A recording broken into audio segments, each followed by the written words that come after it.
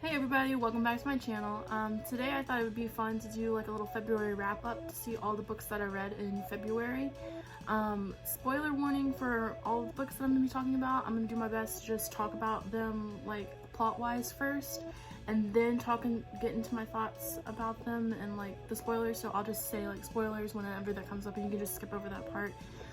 So the first two books that I have that I read during February are Throne of Fire and Serpent Shadow by Rick Riordan, and these are the second and third book in the Kane Chronicles series. And so that series is about like Egyptian mythology, about these two siblings, Carter and Sadie, why they go on these crazy adventures. Basically these two books are kind of, since they're the second and third ones, they are doomsday books. They are racing against the clock to try to defeat this evil god. I really enjoyed these books. I know I enjoyed Percy Jackson when I was a kid, so I wanted to get my hands on these and read them. So I may be a little bit late to the party, but they were really good. Something about these books that I could tell, it's not necessarily a bad thing, I could just tell that they were meant for a younger audience. I mean, they were written for like middle schoolers, and I guess I'm just used to like reading YA. So the plot was really good in both of them. Everything flowed from one thing to another. I love Carter and Sadie's sibling relationship. They're always picking on each other. A little bit of spoilers right now for Throne of Fire. I shipped Sadie and Anubis so hard. They're so cute together. I know that he is a god and she is like 14. They're just so cute together. And then I would give both of these 4 out of 5 stars. The ending for this one, 4.5 stars out of 5. It was just such a good ending when all of the gods and the magicians came together to fight Apophis together. It was very good. I feel like the ending of this one, the fact that Anubis and Walt combined together, it was kind of a cop-out to let Sadie get both guys. It just felt kind of like, really? She didn't have to pick, like, boom, both, problem solved. I do really love the part in this one where they both agreed that nobody harms Sadie Kane. We both agree on this, and they were both combined together and they were like very protective of her. I thought it was really cute. And I really enjoyed, I don't remember which book it was in, but Sadie and Anubis's dance together was so cute. They were floating off the ground so they wouldn't stumble, and they saw the ghosts all around them dancing too. It was just really cute. So these books really good, really solid. 4 out of 5 stars, 4.5 stars for the ending on this one. So yeah. The next book that I have for you that I read is The Inheritance Games. This follows a girl named Avery who basically inherits billions of dollars from this guy named Tobias Hawthorne. He disinherits his entire family, and the 4 grandsons are left scrambling like, why does this happen?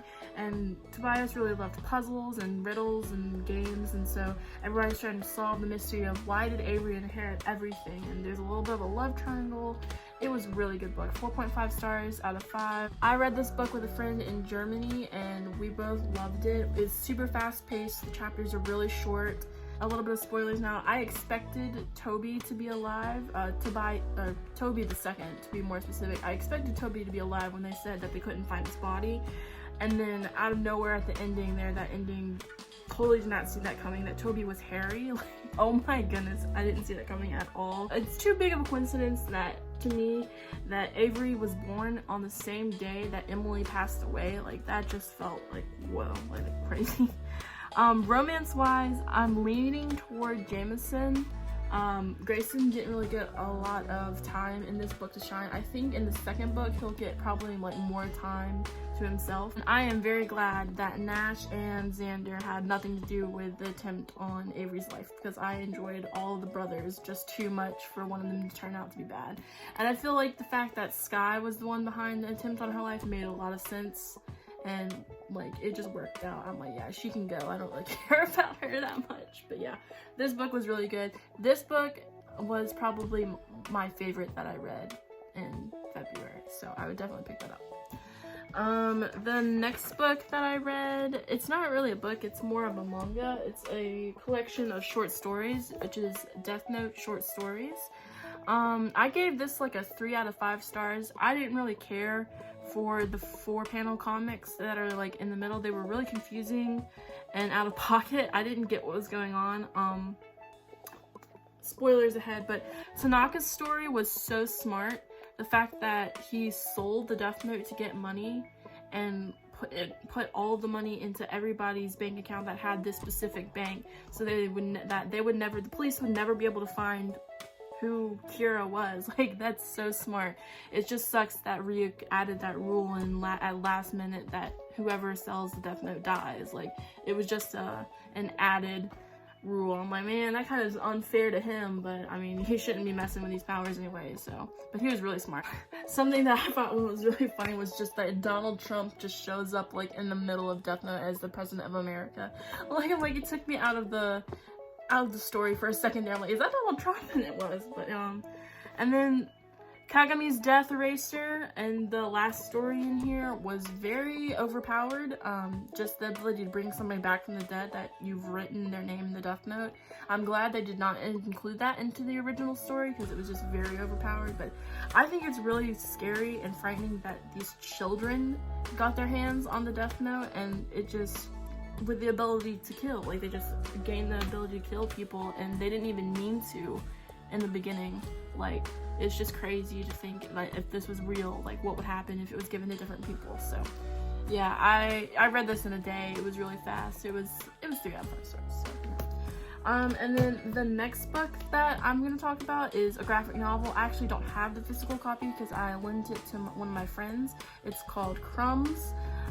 It's a really cute love story between this girl named Ray and this barista named Laurie, and they live in a world where magic is kind of like accepted. She can fly on a broom. There's this bakery where like you can order one of your wishes and dreams and like they help them come true. Like you can order confidence or you could order joy. Like it was just really interesting concept. I really enjoyed that. It was originally a webtoon and then they printed it. It was so cute. I was like 20 pages in. I'm like, oh my gosh, this is the cutest thing ever. I would give it between like 4 to 4.5 out of 5 stars. It was really good. That was probably my second favorite thing that I read in February. That and Inheritance Games were my 2 top reads in February. I thought the ending, spoilers ahead, the ending kind of reminded me of La La Land, how they both, spoilers for that movie too, how they both kind of went their own ways, they chased their own dreams, and they didn't actually end up with each other at first. And the difference between Crumbs and La La Land being that, you know, after 5 years, Ray goes back to Laurie because there's this whole memory issue. But I really, really did not like the memory issue thing. That really annoyed me. And I'm like, why can't they just be together? But they did. They were together after 5 years. So I'm really glad that that happy twist happened. And I will say, when they finally kissed, like, it didn't take 5 years for them to kiss. But the first time that they kissed, I'm like, yes! Oh my goodness, yes! It's so cute. Let's go. So yeah, I really enjoyed that. So. The last book that I read in February was The Midnight Library. This has gotten like so many awards and so many things on TikTok and on the internet that just giving it glowing reviews.